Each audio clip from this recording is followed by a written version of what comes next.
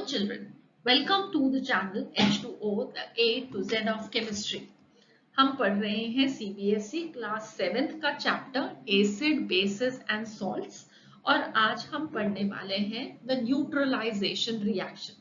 तो neutralisation reaction वो reaction है जिसे हमने पहले भी पढ़ा है जब हम एसिड्स को पढ़ रहे थे, जब हमने बेसिस को पढ़ा हमने तब भी पिछले लेक्चर में उसकी प्रॉपर्टीज में स्टडी किया और हमने अंडरस्टैंड किया कि जब एक एसिड और बेस आपस में रिएक्ट करते हैं तो वो सॉल्ट प्रोड्यूस करते हैं, वो एक साथ में वाटर प्रोड्यूस करते हैं।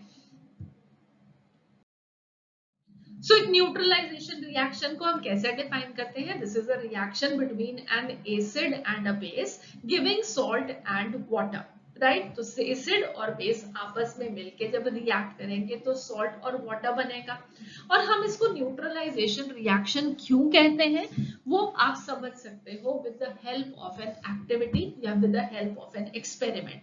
और वो एक्सपेरिमेंट यहाँ पे मैंने आपको बहुत सारी पिक्चर्स के साथ स्टेप बाय स्टेप एक्सप्लेन करने की कोशिश की है। करना क्या है, हमें एक कोनिकल बीकर लेना है, ठीक है। तो एक ये कोन की शेप में बना हुआ बीकर है और इस बीकर में हमने क्या लेना है, इस बीकर में हमने लेना है डाइल्यूट HCl, ठीक है। तो ये क्या हो गया हमारा, ये हो गया हमारा एसिड। उसके अंदर हम क्या करेंगे, फ्यू ड्रॉप्स ऑफ, यहाँ पे देख सकते हो कुछ ड्रॉपर के साथ डाला जा रहा है। क्या डाला जा रहा है? वेल ये डाला जा रहा है, ये क्या है, ये है हमारा इंडिकेटर। कौन से वाला indicator? This is phenolphthalein, right. तो हम डाइल्यूट HCl को लेंगे एक कोनिकल बीकर के अंदर और उसमें अबाउट 5-10 ड्रॉप्स हम डाल देंगे अपने फिनोफ्थलीन इंडिकेटर की। तो आप लोगों ने स्टडी किया है कि फिनोफ्थलीन का एसिड के अंदर कलर क्या होता है? वेल उसका कलर होता है कुछ भी नहीं, दैट इज कलरलेस। तो फिनोफ्थलीन खुद में कलरलेस सॉल्यूशन है और जब हम इसको डाइल्यूट HCl में डालेंगे तो that will also remain colourless, कोई कलर का चेंज नहीं होगा। अब नेक्स्ट क्या करेंगे, हम ऊपर से डालेंगे इसके अंदर ड्रॉप बाय ड्रॉप बेस, ठीक है। तो ये हमारा ऊपर से क्या आ रहा है, एक पिपेट के थ्रू हमने इसके अंदर क्या डाला, बेस डाला, ठीक है।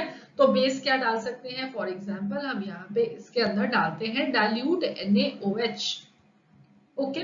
तो हमने इसको यहाँ पे इस ड्रॉपर के साथ कंट्रोल कर सकते हैं, ठीक है। इसको आप अपने हिसाब से धीरे स्पीड को कंट्रोल कर सकते हो और आपने उसके अंदर ड्रॉप बाय ड्रॉप बेस डालना है, ओके। अब जब आप पहली ड्रॉप बेस की डालोगे तो आप क्या देखोगे कि वेल डालते ही वो हल्का सा पिंक कलर आया, ठीक है। वो पिंक कलर क्यों आया? क्योंकि फिनोफ्थलीन जब भी बेस के साथ रिएक्ट करता है तो वो क्या कलर देता है, पिंक कलर देता है सॉल्यूशन को। फिर उसके बाद आप क्या करोगे, इसको कोनिकल फ्लास्क को पकड़ के हल्का सा शेक कर दोगे, ठीक है। जब आप शेक करोगे तब क्या होगा, एसिड और बेस आपस में मिक्स हो जाएंगे। जब एसिड और बेस आपस में मिक्स होंगे तो ये एक दूसरे के इफेक्ट को कैंसिल करेंगे, ठीक है। ना एसिड एसिड रहेगा ना बेस बेस रहेगा, ये एक दूसरे के इफेक्ट को न्यूट्रलाइज करेंगे, ठीक है। इसलिए हम इस रिएक्शन को बोलते हैं न्यूट्रलाइजेशन रिएक्शन और वो जो पिंक कलर होगा वो गायब हो जाएगा। अब आप देख सकते हो यहाँ पे कोई भी पिंक कलर नहीं है। फिर उसके बाद नेक्स्ट हम अगेन इसको ओपन करेंगे और फिर थोड़ा सा बेस डालेंगे।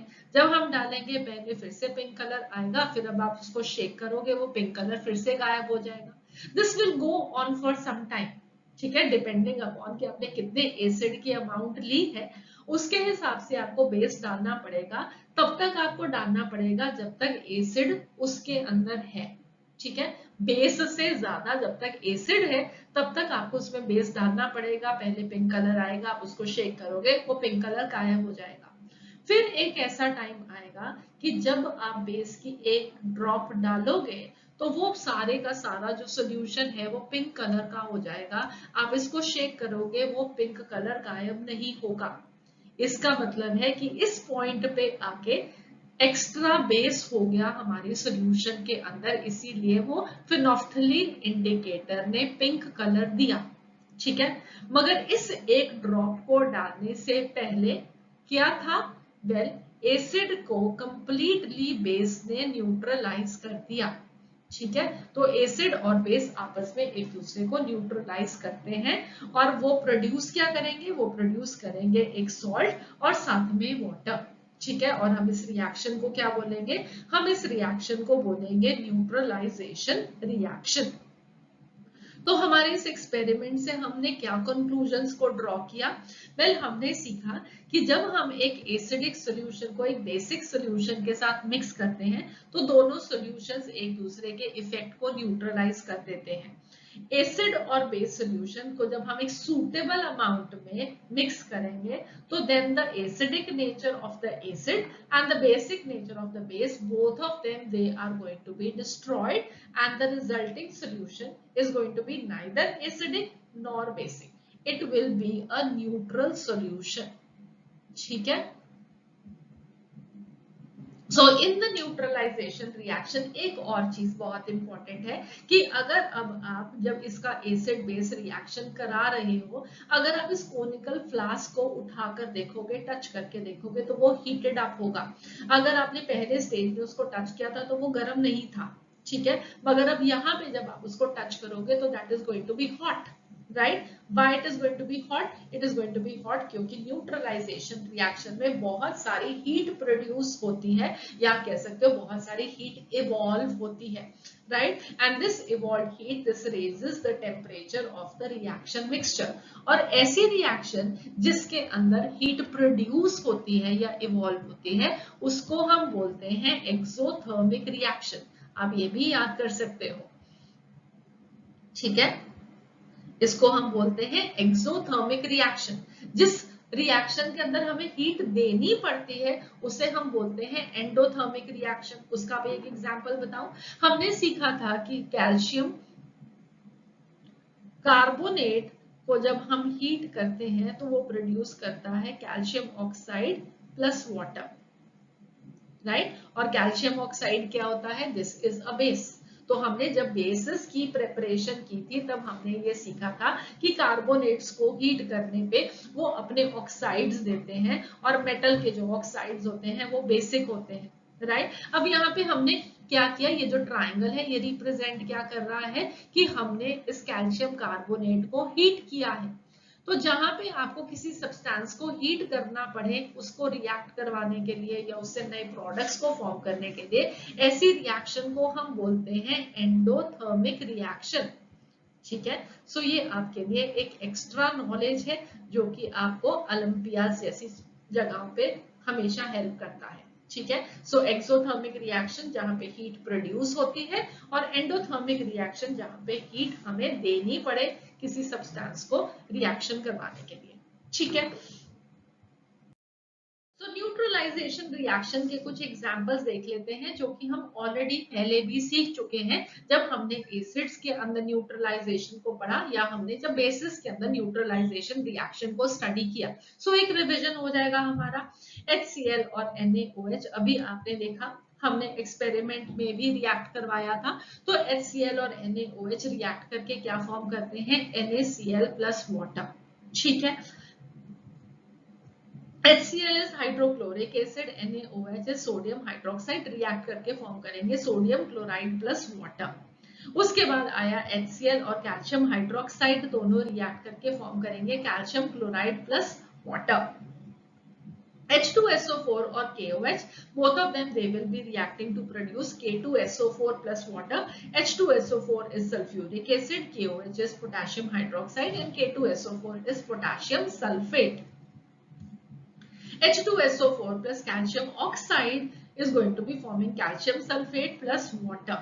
ठीक है, सो अगेन अब आप यहाँ पे देख सकते हो कि हमारे पास एसिड्स हैं, HCl है, H2SO4 है जो कि मिनरल एसिड्स है, हमारे पास बेसिस हैं जो कि मेटल के हाइड्रोक्साइड्स होते हैं या ऑक्साइड होते हैं, दोनों कंबाइन करके सॉल्ट फॉर्म करते हैं और साथ में वाटर फॉर्म करते हैं। सॉल्ट्स के बारे में हम अपनी डिस्कशन अगले लेक्चर में फिर से करेंगे। ठीक है,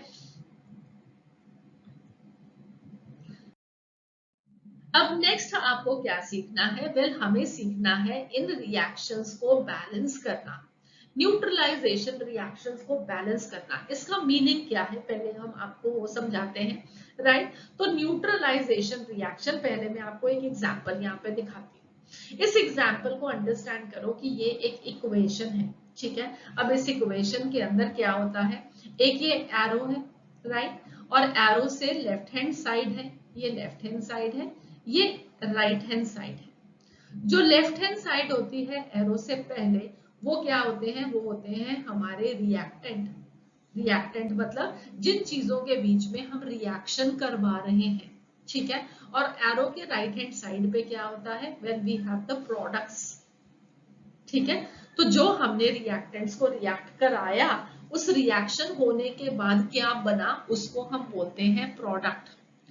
तो लेफ्ट हैंड साइड पे है रिएक्टेंट्स और राइट हैंड साइड पे है प्रोडक्ट्स, ठीक है। इतना समझ में आया। अब नेक्स्ट चीज आपको ये अंडरस्टैंड करनी है कि जो रिएक्टेंट्स के अंदर नंबर ऑफ एटम्स होते हैं, टाइप ऑफ एटम्स होते हैं, वो एग्जैक्टली वही होने चाहिए on the product side also. इसका मीनिंग क्या है, इसका मीनिंग ये है कि अगर मैं ये वाले रिएक्टेंट्स देखूं, इसके अंदर क्या है, हमारे पास एक हाइड्रोजन का एटम है HNO3 में, एक नाइट्रोजन का एटम है, 3 ऑक्सीजन के एटम है, KOH में हमारे पास एक पोटेशियम का एटम है, फिर उसके बाद एक ऑक्सीजन का एटम है, तो मैं उसको यहाँ पे +1 कर देती हूँ। उसके बाद हमारे पास एक हाइड्रोजन का एटम और है, तो मैंने उसको यहाँ पे और +1 कर दिया। तो ये टोटल क्या बनेगा, we will be having 2 hydrogen, 1 nitrogen, 4 oxygen and 1 potassium, ठीक है। तो ये हमारे पास एटम्स के टाइप और नंबर है रिएक्टेंट साइड पे। अब हम इसको प्रोडक्ट साइड पे भी देखते हैं। प्रोडक्ट साइड पे सबसे पहले हमारे पास है KNO3, तो हमारे पास हो गया 1 potassium, 1 nitrogen and 3 oxygen. Again आप नेक्स्ट साइड पे देखोगे वाटर है, यहाँ पे वाटर के अंदर 2 हाइड्रोजन प्रेजेंट है और एक क्या प्रेजेंट है, oxygen. So the total number is going to be 4 oxygen, right. अब कंपेयर करो, यहाँ पे what you have to see is कि the number of atoms and the type of atoms they have to be same on the reactant and the product side. अगर यहाँ पे reactant side पे 2 hydrogen है, तो वेल प्रोडक्ट साइड पे भी क्या होना चाहिए, 2 हाइड्रोजन होने चाहिए, है ना, ठीक है। यहाँ पे है, अगर यहाँ पे हमारे पास एक नाइट्रोजन है, तो इधर भी एक नाइट्रोजन होना चाहिए, है, वेरी गुड। यहाँ पे 4 ऑक्सीजन है, यहाँ पे भी 4 ऑक्सीजन है। ये वाला यहाँ पे 1 पोटेशियम है, तो यहाँ पे भी 1 पोटेशियम है। So what you can see is इस रिएक्शन के अंदर एटम्स का नंबर रिएक्टेंट साइड पे और प्रोडक्ट साइड पे बराबर है ना, हर तरह के एटम का, बिल्कुल है। ऐसी रिएक्शन को हम क्या बोलते हैं, ऐसी रिएक्शन को हम बोलते हैं एक बैलेंस्ड रिएक्शन, ठीक है। इसको हम क्या बोलते हैं, इसे हम बोलते हैं एक बैलेंस्ड रिएक्शन, बैलेंस्ड रिएक्शन या बैलेंस्ड इक्वेशन, ठीक है। तो ये क्या है, ये एक केमिकल इक्वेशन है, एक केमिकल रिएक्शन को रिप्रेजेंट किया है हमने, राइट। तो हमने पहले सिंबल सीखे, हमने आयंस के बारे में सीखा, हमने फॉर्मूलाज बनाने सीखे कंपाउंड्स के, और अब हमने कंपाउंड्स को रिएक्शन में वर्ड्स में लिखने की जगह पे एक इक्वेशन के साथ रिप्रेजेंट किया। तो ये एक केमिकल इक्वेशन है and this is a balanced chemical equation, क्योंकि एटम्स जो कि प्रोडक्ट साइड पे हैं they are same as those on the reactant side, ठीक है। अब बहुत सारे केसेस होंगे ऐसे भी, जो कि आप अभी अपकमिंग स्लाइड्स पे देखोगे भी, कि वहां पे जो ये एटम्स का नंबर है, अगर आप पहले इक्वेशन लिखोगे तो वो बैलेंस्ड नहीं होंगे और हमें उनको बैलेंस करना होगा, राइट। उसको कैसे बैलेंस करना होगा, एक मिनट एक और एग्जांपल दिखा देते हैं आपको, फिर आपको समझ में आएगा, ठीक है, राइट। सो अब आप यहाँ पे देख सकते हो कि यहाँ पे अगर आप देखोगे तो ये इक्वेशन थी, okay, HCl plus magnesium hydroxide, this reacts to produce magnesium chloride and water। अगर आप यहाँ पे एटम्स का नंबर काउंट करोगे तो बराबर नहीं आएगा, और बराबर कब आएगा, जब मैं उसके सामने ये नंबर्स लिख दूंगी। ये नंबर्स हम कैसे लिखते हैं, ये अब मैं आपको एक्सप्लेन करने लगी हूँ, क्योंकि आपको न्यूट्रलाइजेशन रिएक्शन तो लिखनी होगी अपने एग्जाम में, तो आपको मालूम होना चाहिए कि नंबर्स को आपको कैसे बैलेंस करना है, फाइन। तो अब उसको हम कैसे बैलेंस करेंगे? सबसे पहले अंडरस्टैंड करो कि अब हमारे पास न्यूट्रलाइजेशन रिएक्शन में होता क्या है। हमारे पास एक एसिड है, हमारे पास एक बेस है। एसिड में से एसिड क्या होता है? जो कि H पॉजिटिव आयन देता है। बेस क्या है? जो कि OH नेगेटिव आयन देता है। और ये दोनों मिलके कंबाइन करके क्या फॉर्म करते हैं? एक हाइड्रोजन, दो हाइड्रोजन और एक ऑक्सीजन। This is water. ठीक है, जैसे हमने फॉर्मूला मेकिंग सीखी थी उससे अगर मैं आपको एक्सप्लेन करूं तो हमारे पास वाटर के अंदर क्या कौन से एलिमेंट्स हैं? एक है हमारे पास हाइड्रोजन और एक है हमारे पास ऑक्सीजन। हाइड्रोजन के ऊपर प्लस चार्ज, ऑक्सीजन के ऊपर -2 चार्ज। इनको जब हम क्रिस क्रॉस करेंगे तो what you will be finding is कि पहले हमने हाइड्रोजन लिखा, फिर हमने ऑक्सीजन लिखा और ये वाला 2 हाइड्रोजन के पैर में चला गया एंड दिस फॉर्म्स वाटर। ठीक है, तो एसिड का हाइड्रोजन OH आयंस के साथ कंबाइन करके क्या फॉर्म कर रहा है? वाटर फॉर्म कर रहा है। ठीक है, तो हमने न्यूट्रलाइजेशन रिएक्शन में सबसे पहले क्या करना है? हमने एसिड में जितने हाइड्रोजन हैं उनको बेस के OH आयंस के साथ बैलेंस कर देना है, या उनको बेस के अंदर अगर अकेला ऑक्सीजन है, अगर वो ऑक्साइड है तो उसके ऑक्सीजन के साथ बैलेंस करना है। ठीक है, वो कैसे करना है? Let us understand that. तो पहला केस क्या है? पहला केस है कि हमारा अगर बेस जो है वो एक हाइड्रोक्साइड हो, OH हो उसके अंदर प्रेजेंट, तो उसमें आपको क्या करना है कि वाटर फॉर्म करने के लिए क्या आपको चाहिए? एसिड का H चाहिए, बेस का OH चाहिए, राइट? तो एसिड के एक H के लिए बेस का एक OH चाहिए। तो हम क्या करेंगे? हम पहले रिएक्शन लिखेंगे, फिर उसके अंदर देखेंगे कितने H प्रेजेंट है। जैसे कि HNO3 में एक H प्रेजेंट है। बेस के अंदर क्या प्रेजेंट है? बेस के अंदर भी एक OH प्रेजेंट है। एक H एक OH के साथ कंबाइन करेगा। आपने पहले रिएक्शन लिख दी, KNO3 और वाटर बनता है, और यहाँ पे आप देख भी रहे हो कि एक H एक OH के साथ कंबाइन कर रहा है और यहाँ पे एक ही वाटर बन रहा है एंड वी फाइंड कि दिस इज बैलेंस्ड। ठीक है, हमने चेक भी किया था 1 by 1 सारे एटम्स का नंबर लिख के कि दिस इक्वेशन इज बैलेंस्ड। ठीक है, मगर जब आप यहाँ पे HCl और मैग्नीशियम हाइड्रोक्साइड का रिएक्शन लिखोगे तो फिर वहां पे क्या बनेगा? अगेन पहले मैं आपको दोबारा से रिएक्शन लिखना बताती हूँ, जो कि मैं आपको पिछली बार बहुत देर से समझा रही हूँ कि कैसे आपको इसको लिखना है। हमारे पास है HCl। HCl कैसे बना? H और Cl नेगेटिव से। मैग्नीशियम हाइड्रोक्साइड कैसे बना? Mg+2 और OH -1 से। ठीक है, H को आपने OH के साथ कंबाइन कराया, इससे क्या बना था? आपको मालूम है वाटर बनता है।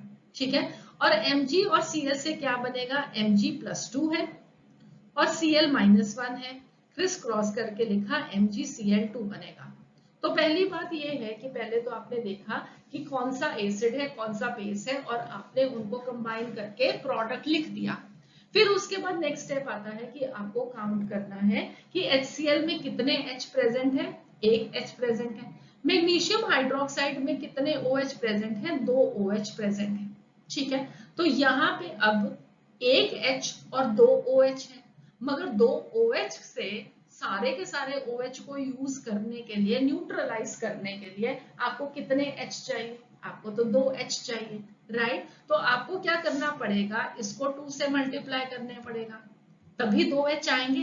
तो हम क्या करेंगे? यहाँ पे हमारे पास एक मॉलिक्यूल है HCl का, अगर मैं 2 मॉलिक्यूल HCl के ले लूं और उसको एक मैग्नीशियम हाइड्रोक्साइड के साथ रिएक्ट करा दूं तो वेल मेरा काम हो जाएगा, क्योंकि 2 HCl 2 H दे देंगे। इसलिए मैंने इसके नाम के आगे क्या लिख दिया? 2 लिख दिया, राइट? अब इस 2 का मीनिंग क्या है कि मेरे पास ये 2 HCl के मॉलिक्यूल्स हैं और 2 HCl के मॉलिक्यूल मुझे 2 H देंगे। एक मैग्नीशियम हाइड्रोक्साइड से मुझे 2 OH मिल जाएंगे। दोनों कंबाइन करके वाटर कितना फॉर्म करेंगे? ऑब्वियसली 2 वाटर के मॉलिक्यूल्स फॉर्म करेंगे। तो मैंने अब इस वाटर के आगे भी 2 लिख दिया, राइट? अब आपके H और OH बैलेंस हो गए। उसके बाद आपको क्या चेक करना है? आपको सिर्फ सिंपली चेक करना पड़ेगा कि क्या क्लोरीन्स का नंबर बैलेंस हुआ। यहाँ पे आपके पास 2 क्लोरीन है। 2 जब आप HCl के आगे लिख देते हो ना, इसका मतलब है कि 2 हाइड्रोजन के एटम होंगे, उसमें 2 क्लोरीन के एटम होंगे, या टोटल 2 मॉलिक्यूल प्रेजेंट है। और एक मॉलिक्यूल में एक हाइड्रोजन एक क्लोरीन होता है, तो 2 मॉलिक्यूल में कितने होंगे? 2 हाइड्रोजन 2 क्लोरीन होंगे, राइट? तो अब हमारे पास 2 HCl है और मैग्नीशियम हाइड्रोक्साइड क्या, सॉरी हम यहाँ पे क्लोरीन को बैलेंस कर रहे थे, तो 2 क्लोरीन इधर है, 2 क्लोरीन इधर है, मैग्नीशियम यहाँ पे 1 है, यहाँ पे भी 1 है, so this is now a balanced reaction. ठीक है, तो आपको क्या चेक करना है, सबसे पहले आपको H और OH के नंबर को बैलेंस कर देना है। जितने H है उतने OH आपको चाहिए, या जितने OH है उतने OH का नंबर बढ़ा दो अगर H ज्यादा हो तो। ठीक है, सो नेक्स्ट अब हम क्या करेंगे, हम लिया हमने H2SO4 और NaOH, तो H2SO4 में अब 2 OH है, सॉरी 2 H है, और NaOH में एक OH है, राइट। तो अब आपको क्या करना पड़ेगा, NaOH के नंबर को 2 पे लेके आना पड़ेगा, सो दैट कि आपको 2 OH मिले, 2 मॉलिक्यूल NaOH के लेने पड़ेंगे। ठीक है, सो अब हमने क्या किया, वेल हमने NaOH के आगे इसलिए 2 लिख दिया। सो अब हमें 2 H और 2 OH मिल जाएंगे, और उससे बनेगा क्या, 2 वाटर के मॉलिक्यूल्स बनेंगे। उसके बाद अब आप चेक कर सकते हो कि यहाँ पे आपके पास सल्फेट कितना है, 1 है, यहाँ पे भी 1 है, यहाँ पे सोडियम कितने हैं, 2 हैं, तो यहाँ पे भी 2 हैं, and this is going to be a balanced equation, right. So next अगर अगली इक्वेशन क्या है, H2SO4 plus aluminium hydroxide forming aluminium sulphate plus water. तो अब पहले आप खुद से पॉज करके इस रिएक्शन को बैलेंस करना ट्राई करो, और फिर मैं आपको उसका सोल्यूशन दिखाऊंगी। तो वेल अगर आपने पॉज करके ट्राई कर लिया है, तो अब हम देखें कि क्या होगा। अब हमारे पास H2SO4 में क्या है, 2 H है, और यहाँ पे हाइड्रोक्साइड कितने हैं, 3 है। अब हम इनका नंबर बराबर कैसे करें, आप लोगों ने एलसीएम सीखा है ना, तो आपको इनके नंबर को बराबर करने के लिए एक लीस्ट कॉमन मल्टीपल लेकर आना पड़ेगा। तो कैसे नंबर को सेम कर सकते हो, वेल आप 2 को 3 से मल्टीप्लाई कर दो, ये कितना बन जाएगा, 6H बन जाएगा। 3 को 2 से मल्टीप्लाई कर दो, ये 6OH बन जाएंगे।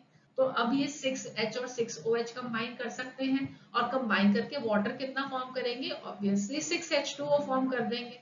ठीक है, क्योंकि 6H और 6OH मिलके 6 वाटर को फॉर्म करेंगे। ठीक है, तो हमारी बैलेंस्ड इक्वेशन के अंदर आपको क्या करना पड़ेगा, वेल H2SO4 के आगे 3 लगाना पड़ेगा, और एल्यूमिनियम हाइड्रोक्साइड के आगे AlOH3 के आगे 2 लगाना पड़ेगा, so that 3 into 2 is 6 and 2 into 3 is 6। ठीक है, और वहां पे 6 वाटर बनेंगे। ठीक है, उसके बाद आपको क्या चेक करना होगा, आपको चेक करना होगा एल्यूमिनियम का नंबर और सल्फेट का नंबर, राइट। अब आप यहाँ पे देखोगे तो यहाँ पे सल्फेट का नंबर कितना है, वेल यहाँ पे सल्फेट का नंबर है 3। ठीक है, यहाँ पे सल्फेट का नंबर 3 है और एल्यूमिनियम का नंबर 2 है। तो एल्यूमिनियम सल्फेट का फॉर्मूला क्या है, Al2SO4 3। तो हमारे पास एल्यूमिनियम कितने हैं, 2, और सल्फेट कितने हैं, 3। तो ये क्या हो गया, अगेन अ बैलेंस्ड रिएक्शन। ठीक है, अब आपको समझ में आ गया हमें कैसे करना है, that is good. Now second case क्या है, सेकेंड केस है जब हमारा बेस एक ऑक्साइड हो। ठीक है, तो जो बेस होता है उसमें हाइड्रोक्साइड हो सकता है, या बेस के अंदर ऑक्साइड हो सकता है। तो अब अगर बेस हमारा ऑक्साइड होगा, फिर हम क्या करेंगे, उसको एग्जाम्पल के साथ अंडरस्टैंड करते हैं। हमारे पास एग्जाम्पल है HCl और कैल्शियम ऑक्साइड का रिएक्शन। तो HCl क्या हो गया, हाइड्रोक्लोरिक एसिड हो गया, और कैल्शियम ऑक्साइड एक मेटल का ऑक्साइड है, और ये एक बेस है। ठीक है, दोनों को रिएक्ट कराने पे हमें क्या मिल रहा है, calcium chloride and water, right. अब पहले तो आपको प्रोडक्ट अगेन कैसे याद करना है कि क्या प्रोडक्ट बनेगा, उसके लिए मैंने आपको ऑलरेडी बताया कि H पॉजिटिव Cl नेगेटिव, जिस तरीके से हमने ये फॉर्मूला बनाया था। कैल्शियम ऑक्साइड कैसे बनेगा, कैल्शियम की वैलेंसी कितनी है, +2, ऑक्सीजन की कितनी है, -2। तो हमने इसको वापस उस वे में लिख दिया जैसे कि हमने आयंस को पहले लिखा था और फिर फॉर्मूला बनाया था। अब अगेन क्या करेंगे, H और O नेगेटिव को कंबाइन कर देंगे, और Cl नेगेटिव और कैल्शियम 2 पॉजिटिव को कंबाइन कर देंगे। तो अगेन अब कैसे लिखोगे, ये H पॉजिटिव है, ये O2 माइनस है, दोनों का क्रिस क्रॉस कराओ, ये क्या बन जाएगा, वाटर बन जाएगा, और इधर क्या बनेगा, कैल्शियम और क्लोरीन से बन जाएगा calcium 2 plus Cl minus, criss cross करके CaCl2 बन जाएगा। तो आपके पास प्रोडक्ट आ गया। तो प्रोडक्ट याद करना आसान हो गया। अगर आपको फॉर्मूला लिखने आते हैं तो जैसे आपने आयन से फॉर्मूला बनाए थे वो आयन्स लिख दो, एक साइड के पॉजिटिव आयन को दूसरे साइड के नेगेटिव आयन के साथ कंबाइन कर दो, आपका प्रोडक्ट बन जाएगा। राइट, अब ये बन गया। अब उसके बाद अब हमने क्या देखना है, हमें देखना है कि इसमें से कौन सी चीज कंबाइन करके वाटर को फॉर्म कर रही है। तो वाटर को फॉर्म करने वाला क्या है, HCl में से H पॉजिटिव और कैल्शियम ऑक्साइड में से O2 माइनस। ठीक है, ये कर रहे हैं। इसका मतलब यह क्या है कि हमारे को एसिड में से एक H मिल रहा है और बेस में से एक O मिल रहा है। बट हमें क्या चाहिए वाटर बनाने के लिए, हमें तो 2 H चाहिए, एक O चाहिए है, तभी मिलके तो वाटर बनेगा। इसलिए अब हमें क्या करना पड़ेगा, वेल एक ऑक्सीजन के लिए हमें 2 हाइड्रोजन की जरूरत पड़ेगी। Right, so 2 hydrogen atoms they react with 1 oxygen atom to form 1 molecule of water. Right, तो अब उसके लिए आपको क्या करना पड़ेगा, HCl से तो आपको एक ही H मिलेगा, तो 2 करने के लिए आपको क्या करना पड़ेगा, 2 HCl बनाना पड़ेगा। राइट, तो HCl को हम 2 से मल्टीप्लाई कर देंगे। अब जब हमने उसको 2 से मल्टीप्लाई किया तो हमें 2H मिलेंगे, 1 ऑक्सीजन मिलेगा और एक ही वाटर मॉलिक्यूल बनेगा। 2 हाइड्रोजन और एक ऑक्सीजन कंबाइन करके एक वाटर मॉलिक्यूल फॉर्म करेंगे। फिर उसके बाद क्या चेक करना है, आपको चेक करना है कि कैल्शियम इस साइड पे कितने थे, एक ही था, इधर भी एक ही बना है। 2 क्लोरीन थे तो वो भी हमने बना दिया है। अगेन अब atoms on the left hand side will be equal to the atoms on the right hand side. ठीक है, बैलेंस हो गया रिएक्शन। एक और एग्जांपल देखते हैं। We have H2SO4 plus Na2O forming Na2SO4 plus water.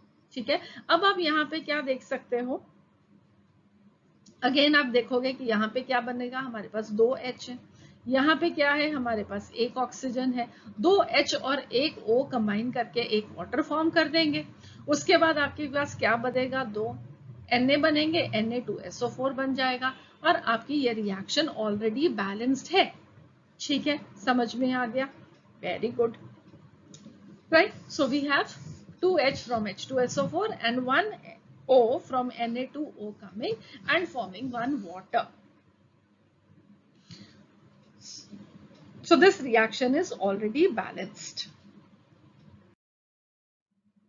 Next again एक और एग्जाम्पल देखते हैं। और एग्जाम्पल किसका है, अब जल्दी से इसको कर देते हैं। HCl और Al2O3 एल्यूमिनियम ऑक्साइड है, ये कंबाइन करके फॉर्म करेंगे एल्यूमिनियम क्लोराइड और वाटर।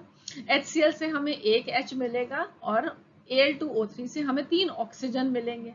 अब यहाँ पे हमें 3 ऑक्सीजन मिलेंगे तो 3 ऑक्सीजन के लिए हमें हाइड्रोजन कितने चाहिए हैं, एक ऑक्सीजन के लिए हमें 2 हाइड्रोजन चाहिए थे, तो 3 ऑक्सीजन के लिए हमें हाइड्रोजन कितने चाहिए, 6 हाइड्रोजन चाहिए, 2 मल्टीप्लाइड बाय 3। सो अब हमें HCl कितने चाहिए होंगे, क्योंकि एक HCl एक H दे रहा है, हमें तो 6 हाइड्रोजन चाहिए, तो हमें 6 HCl लेने पड़ेंगे। सो 6 HCl प्लस Al2O3 से हमें कितना वाटर मिलेगा, 3 वाटर मिलेंगे। ठीक है, 6 हाइड्रोजन है और 3 ऑक्सीजन है, मिलके कितने वाटर फॉर्म करेंगे, 3H2O। राइट, अब ये 3H2O जब बन गया उसके बाद आपको क्या देखना रह गया, सिर्फ एल्यूमिनियम और क्लोरीन के आयंस।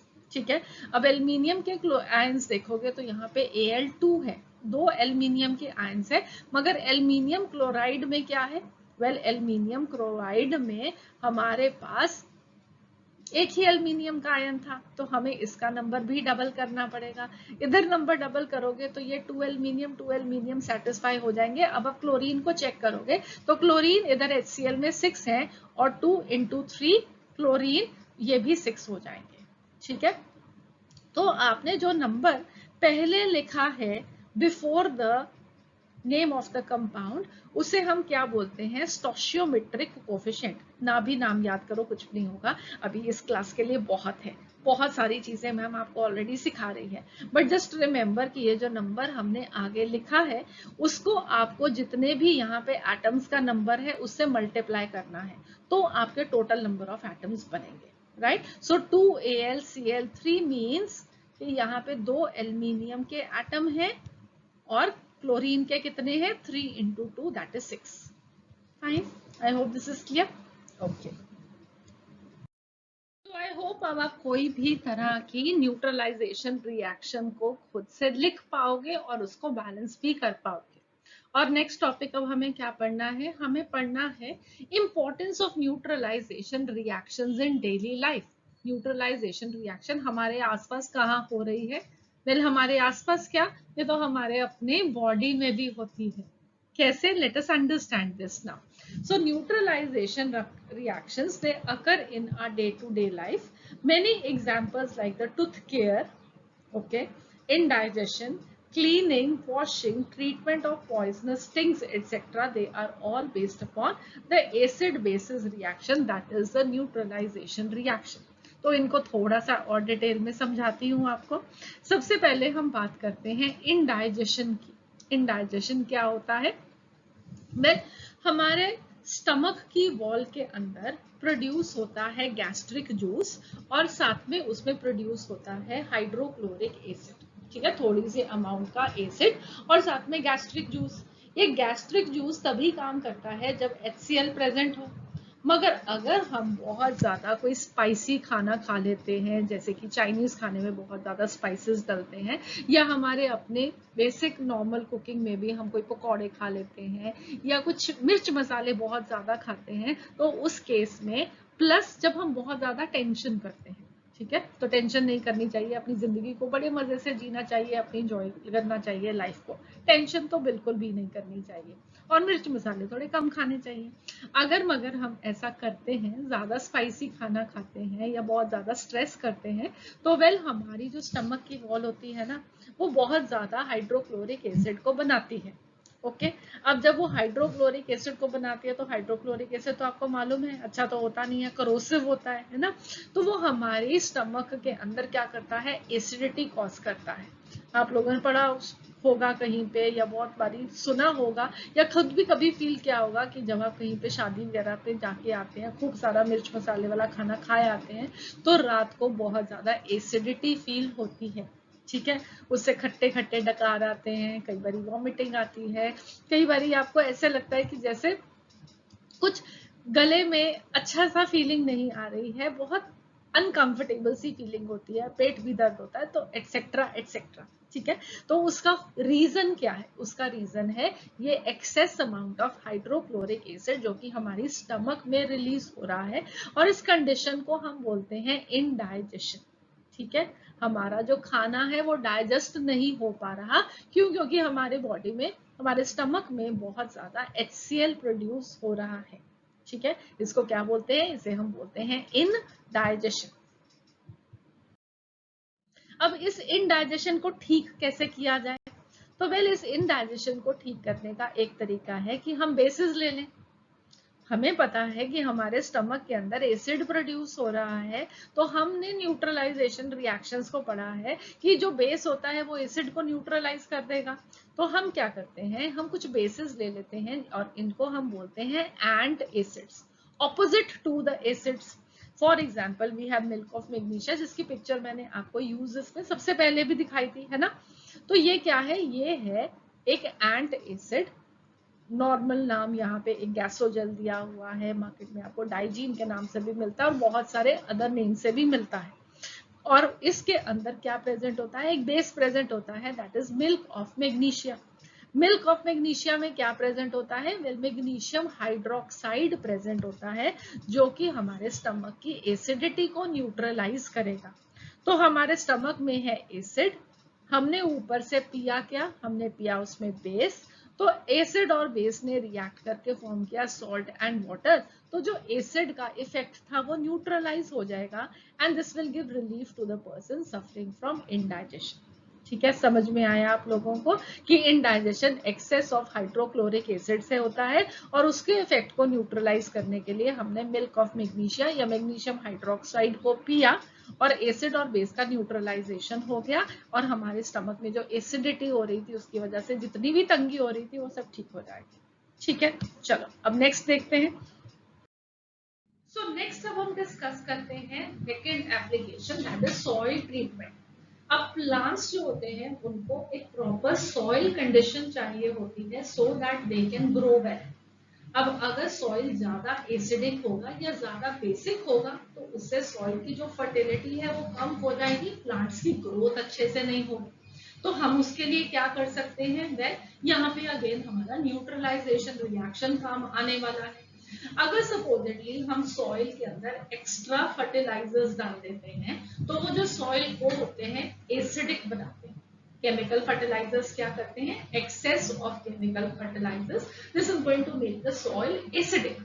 और जब सॉइल ज्यादा एसिडिक हो तो ग्रोथ नहीं होगी, तो हमें क्या करना है, उसकी न्यूट्रलाइजेशन कर देनी है किसी बेसिक सब्सटेंस को डाल के। एसिड बेस मिलेंगे, अगेन जो सॉइल होगी उसकी जो न्यूट्रलिटी है वो वापस आ जाएगी। तो हम क्या करेंगे, उसके अंदर सब्सटेंसेस डाल सकते हैं जैसे कि क्विकलाइम। क्विकलाइम को हम केमिस्ट्री नेम क्या है, कैल्शियम ऑक्साइड, या हम उसके अंदर स्लेट लाइम डाल सकते हैं, दैट इज कैल्शियम हाइड्रोक्साइड। तो ये बेसिस हैं जो कि एक्सेस एसिड को न्यूट्रलाइज करेंगे और जो सॉइल है वो न्यूट्रल हो जाएगा और प्लांट्स की ग्रोथ अच्छे से होगी। अब सॉइल बेसिक भी हो सकता है। अगर सॉइल बेसिक हो तो हम क्या करेंगे, उसके अंदर मैन्योर डाल देंगे, उसके अंदर कंपोस्ट डाल देंगे। उससे क्या होगा, उसके अंदर क्या प्रेजेंट होता है, उसके अंदर प्रेजेंट होता है डिकेइंग ऑर्गेनिक मैटर, राइट। और जब ये ऑर्गेनिक मैटर डिके करता है तो अगेन उसमें से एसिड्स रिलीज होंगे जो कि basic nature of the soil को न्यूट्रलाइज कर देंगे और अगेन सॉइल की जो फर्टिलिटी है वो वापस लौट आएगी। ठीक है, तो हमारे पास अगर फर्टिलाइजर्स की वजह से सॉइल एसिडिक है तो बेसिक सब्सटेंस डाल के न्यूट्रलाइज कर देंगे। अगर सॉइल बेसिक है तो मैन्योर कंपोस्ट डाल के हम उसकी वापस न्यूट्रलाइजेशन कर देंगे, क्योंकि ये एसिड्स रिलीज करेंगे, राइट। सो यह क्या हो गया, application again of the neutralisation reaction. Next application है एंट और बी के स्टिंग से रिलेटेड।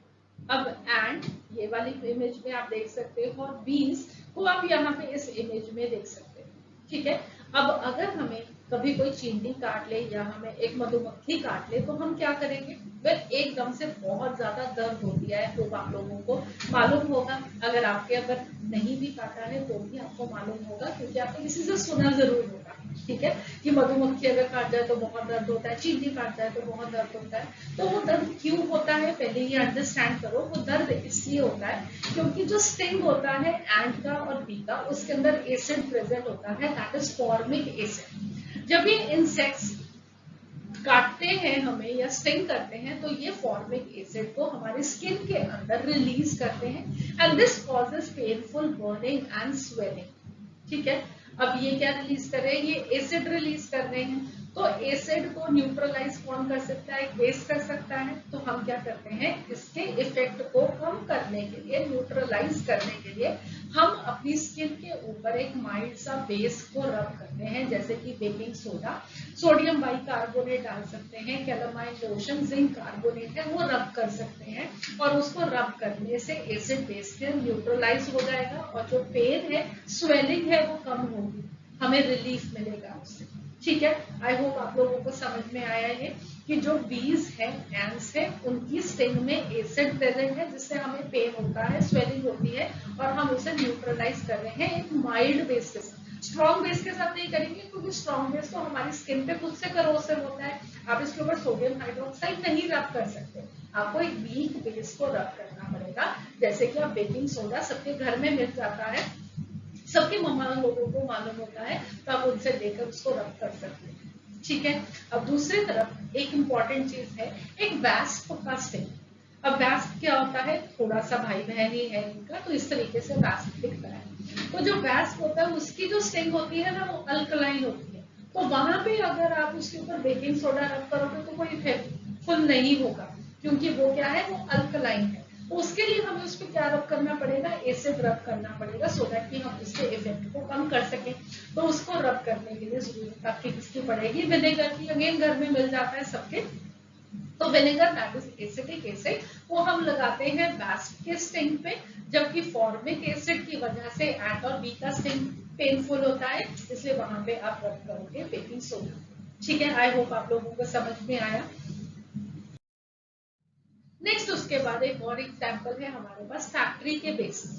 तो फैक्ट्रीज जैसे कि थर्मल पावर प्लांट्स हैं या और फैक्ट्रीज हैं, वो अपने जो वेस्ट सब्सटेंसेस होते हैं उसको अनट्रीटेड ऐसे ही जो वेस्ट है उसको हम वो पानी में डिस्पोज ऑफ कर देते हैं।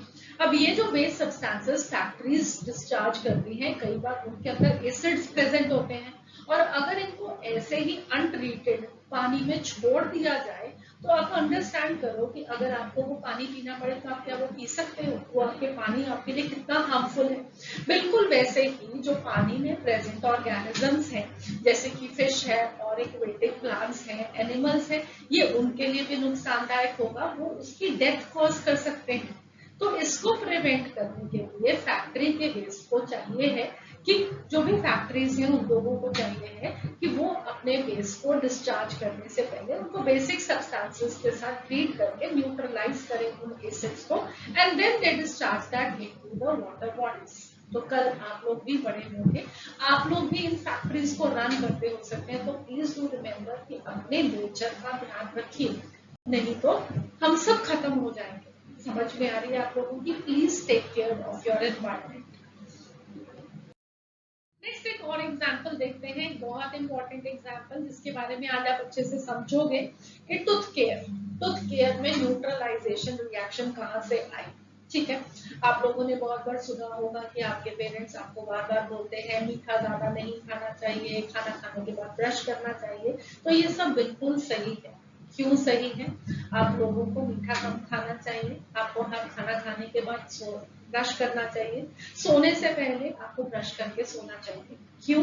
क्योंकि जो भी हम खाते हैं उसके अंदर हमारे दांतों में कुछ फूड पार्टिकल्स लगे रह जाते हैं। ठीक है, अगर हम उसको क्लीन नहीं करते हैं तो जो हमारे मुंह में माइक्रो ऑर्गेनिजम्स प्रेजेंट होते हैं वो उस फूड के मॉलिक्यूल्स को डिकम्पोज करते हैं और उससे प्रोड्यूस होता है एसिड। ठीक है, तो हमारा जो खाना रेमिनेंट दांतों पे लगा रह गया, अगर हमने उसको क्लीन नहीं किया या हम ज्यादा मीठा बार बार खाते हैं और हमने उसको क्लीन नहीं किया तो उसमें वो माइक्रो ऑर्गेनिजम्स खा के एसिड प्रोड्यूस करते हैं, और वो जो एसिड होता है हमारे हेल्थी को डिके करता है, खराब करता है, जिसे हम कहते हैं कि दांतों पे कीड़ा लग गया, जो हम यहाँ पे पिक्चर में असल पिक्चर में देख सकते हो, राइट।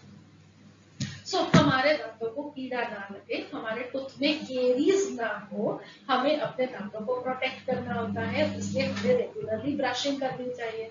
तो ब्रश करने से एक तो हम वो माइक्रो ऑर्गेनिजम्स का क्या कर रहे हैं, वेल जो माइक्रो ऑर्गेनिजम्स है वो जो एसिड प्रोड्यूस करते हैं वो टूथपेस्ट के साथ न्यूट्रलाइज हो जाता है। टूथपेस्ट जो होते हैं they are alkaline in nature, so they neutralise the effect of the acid being produced by the micro organism. साथ में ब्रशिंग से क्लीनिंग तो होगी ही होगी, राइट। जो कि कुछ खाना दांतों पे लगा रह गया, आप उसको ब्रश करोगे तो वो निकल जाएगा, बट साइमल्टेनियसली टूथपेस्ट का न्यूट्रलाइजिंग इफेक्ट भी होता है because they are alkaline in nature. ठीक है, so this is again one example of neutralisation reaction in daily life. एक लास्ट एग्जांपल देखते हैं यहाँ पे, that is related to now hair care. अब आप कहोगे हेयर केयर में न्यूट्रलाइजेशन रिएक्शन कहाँ पे आ गई? वेल आप लोगों ने कभी नोटिस किया है कि जब हम अपने बालों को शैम्पू के साथ धोते हैं तो हमारे जो बाल होते हैं वो रफ हो जाते हैं, और इसलिए हमें कहा जाता है कि शैम्पू के बाद कंडीशनर जरूर लगाओ, और कंडीशनर लगाने के बाद हमारे बाल जो होते हैं वो उनकी जो रफनेस होती है वो खत्म हो जाती है, वो फिर से चमकने लग जाते हैं। तो क्यों ऐसा कहा जाता है कि शैम्पू के बाद कंडीशनर जरूर लगाओ?